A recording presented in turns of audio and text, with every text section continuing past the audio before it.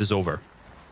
That's so scary. Wolfie is going to be in that spot with Mr. J, and this is a team, I know they're 5 points, but they've been so much fun to watch this entire weekend. They've had some of the craziest fights overall. They weren't the ones that were giving us the age fight, right? That was Rafa versus Kylie or something.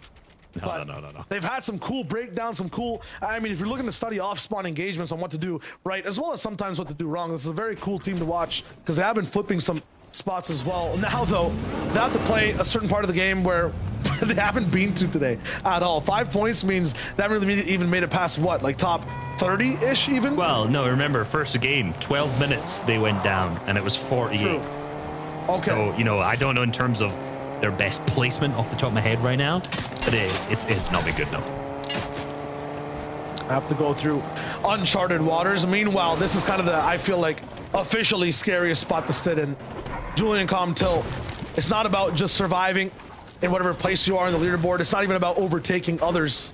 It's about being absolutely efficient and living in both worlds as much as possible. 7th place. They're 1 placement away currently from just qualing. Now, this is an interesting position, though, because this is a north zone. I know it's shocking, but this is a north zone. And they're sitting boxing up on the south side of a relatively north POI, which means that all those players are coming in below them. So they should have great sight lines to get a bunch of tags. All the players rotating there. But if it pulls north for a second, they have to go through everyone else who's in that POI. That's a very good thing to bring up. Usually it's not that big of a thing to analyze. You know, you look at bus pads. Oh, who's going to drop down first? I feel like it's never really that, you know, relevant. But when it comes to a tournament where over a few days, everyone's been playing in the south over and over again. You get used to a very specific type of game style unconsciously, right?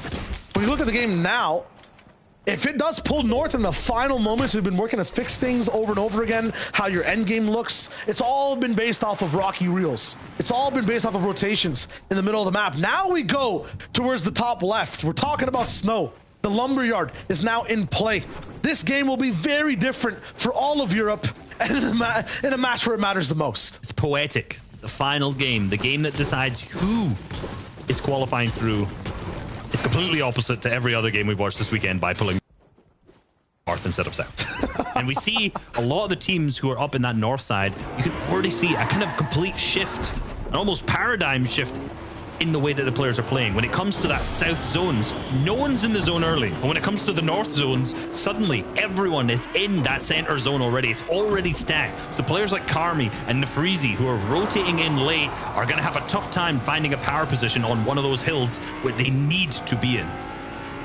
Outside the FNCS as well, when you look at the lumberyard, when you look at the zone play in general, when it comes to